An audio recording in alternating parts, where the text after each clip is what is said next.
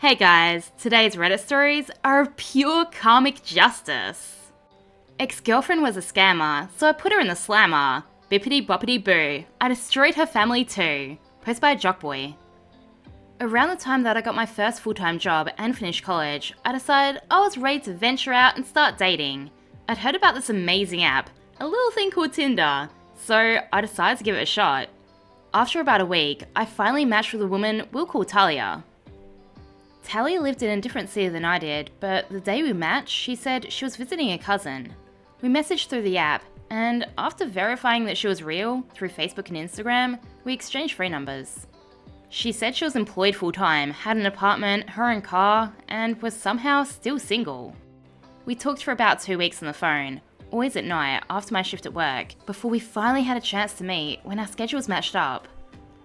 I drove to a town, spent the night with her, and in the morning, we had breakfast at Waffle House. Talia did have her own apartment, however, she lived next door to her grandma, who I awkwardly had to meet in the morning. I learned from Talia that her car was actually in her grandmother's name, and her apartment was in the name of her cousin.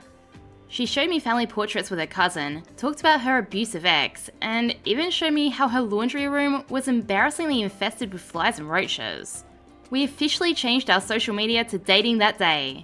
Keep in mind, this was my first relationship in almost 4 years, so I was excited. The scam. Talia also told me that day that she'd been fired from work about a week earlier, but had been too embarrassed to tell me. I asked how she kept up with her bills, and she said that her grandmother and dad had been helping her. Talia then asked if I could help her with the car payment, which was due that weekend. I refused. So, the very first day after you met this woman, you're officially dating, she's introduced you to her family, and she's asking you for money? She then explained that she could get a payday loan, which is banned in our state, and could put it into my checking account. I felt uneasy about it, and asked if there was another way she could get the loan. Talia said that she couldn't use her grandmother or her dad's accounts because they'd burned her in the past. I thought it was weird, but she started crying. So, I called my bank and opened a linked checking account, and then I gave Talia the new checking account number. Talia contacted a payday loan company, and by Sunday morning, she had the funds in my linked checking account. Per our agreement, I gave her the money. Talia promised to repay the loan within 2 weeks. I had my reservations, but went back home and went back to work on Monday. Talia called me on Wednesday and said that she'd found a new job. I asked if she had the payday loan covered with her first paycheck. She said she did, but I still got charged $47 2 weeks after she set up the loan. I called my bank in Talia to verify that the loan was going through her, and terminated the charge from the payday loan as I was not the signed person. Talia reassured me that her dad had given her a check for the entire loan amount, $1,800, and that she would deposit it into my bank soon. 2 weeks later, the payday loan company charged another $47, plus penalty fees, and another $47. The $1,800 check had bounced. Talia stopped answering her calls and blocked me on everything. I called my bank and informed them that I was a victim of fraud. Within hours, my main checking account, into which my paycheck had gone, my savings account, with $800 saved for a new car, and the new checking account were closed. I soon found out that Talia had 2 of every social media account, one that she shared with me and one that she had with a boyfriend. Her cousin from the family photos was actually her boyfriend. Her boyfriend was in prison, but from their social media posts, she was visiting him once a month minimum and had plans to marry him. I spent days trying to get back my accounts and my money. My bank, clerk, and my mum urged me to press charges for fraud. My bank mailed me a copy of the bounced check for the criminal investigation, and it showed her boyfriend's name, not her father's, as the owner of the check. That's when I decided to get revenge. The revenge. As mentioned before, Talia's apartment had a major infestation of roaches and flies in her laundry room. While I was going through legal agencies to pursue pressing charges for forgery, I found the name and phone number for Talia's apartment complex. I informed management that Talia and her grandmother both had absolutely filthy apartments. Within a week, Talia posted a request for temporary housing for both her and her grandmother, since her parents wouldn't let her move in. Talia's payday loan company began calling me. Talia had given them my number instead of hers, as they had not received payment yet. I notified them that Talia had fraudulently used my checking account. The rep transferred me to their legal department, who was very interested. It turned out that Talia's grandmother and her father also owed the payday loan company. It wasn't a lot separately, but with my claim, the payday loan company had enough evidence that Talia was a ringleader using her family's accounts. I turned over my evidence, including Talia's text messages promising to pay, and a copy of the bounced check, and my bank statements. By the end of the year, Talia was arrested on several charges.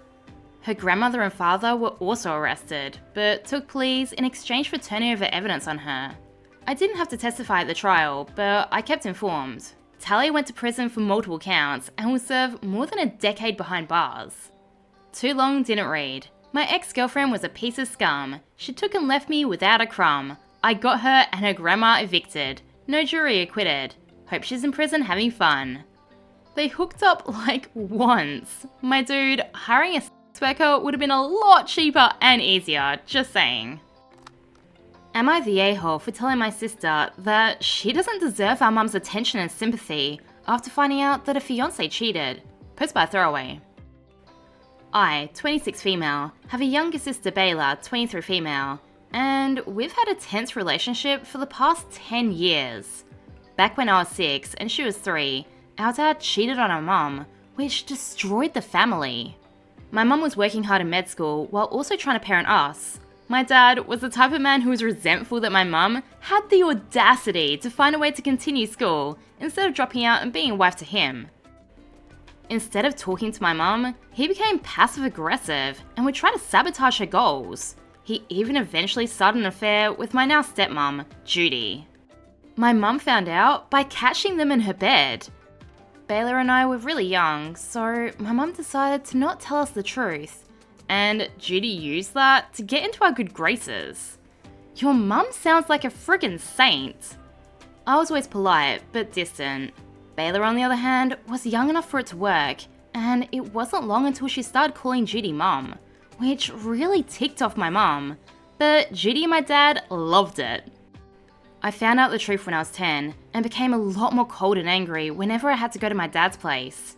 My mum tried to put me in therapy, but my dad wouldn't consent, so my mum had to take him to court over it. When Bella was 13, she started getting on me about refusing to do anything for Judy for Mother's Day, as well as not helping convince our mum to share the day with Judy, since they were both our mums. I snapped and told her the truth.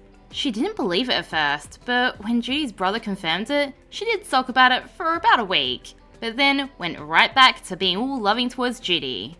In her words, it was a long time ago, cheating happens, you can't stop love, and that everything worked out in the end. Ooh, I can feel the karma brewing. She frequently said all this to Mum. Wow! And started a campaign to try and force our mum to forgive our dad and accept Judy. That is disgusting. It's one thing to accept her as her stepmom, fine, that's her choice, but to meddle in her mum's affairs and try and force her to forgive them after what they did to her and play happy families? Ugh. She actually said that she'd be a bad mom if she hated our dad and Judy more than she could love her. To her credit, Mum did try, but Judy was such a passive-aggressive mean girl witch that Mum just washed her hands of the situation. This woman has so much more patience than me, I swear. When it was time for Bailey's high school graduation, she gave our mum an ultimatum. Either sit next to Judy for the entire ceremony and pay for her and our dad's share of the bill for dinner. My mum was going to pay for everyone except for them. Or she wouldn't be invited to her graduation at all. What is wrong with your sister? It's like she's intentionally trying to twist the knife. Why would she choose the cheater that broke your family up over such a kind, patient, generous woman? And you know, your actual mum? Our mum sat out the graduation and didn't attend the dinner. Judy made a post about how evil some mothers can be for not putting their child first, which Bayla liked and shared. Mum then took back the card that she gave to Bayla. It was still in her name. Our mum still paid for Bayla's college tuition, but she wouldn't pay for a room and board like she did for me. Good! She's been taking her mum's kindness for granted. She can't keep spitting in her face and then expect handouts. Bayla threw a fit and accused our mum of favoritism. After that, Bayla and my mum went very low contact, and that's how it's been for years. During this time, Bayla met, dated, and got engaged to Ethan, 26 male. She did invite mum to the wedding, but I think that was just to get some money out of it. But unfortunately, the engagement is off because Ethan ended up cheating. Bayla found out after going to the doctor and finding out that she'd caught something from him. Bayla reached out to mum, but all she got was a text saying, "I'm sorry you're going through this." Well, that's more than your mum got from Bayla, by a freaking mile. Bayla was furious, but I told her, given how she treated our mum and dismissed what Dad and Judy did to her, she really shouldn't expect much. Bayla, my dad, Judy, and some other relatives are now calling me the a-hole, but am I? Oh, the juicy justice! So, Judy and your dad are now suddenly all opposed to cheating? If I was OP, every time Bayla or anyone brought this up, I'd make a big point about how terrible cheating is and how only an absolutely horrible person would ever cheat or support a cheater while making deadpan eye contact with them. What are they gonna do? Disagree? And no, you're not the a-hole, and neither is your mum. It's not like she rubbed it in her face and tried to make Bayla buy her ex and his new girlfriend dinner. She didn't even point out the irony. What were they all expecting from her?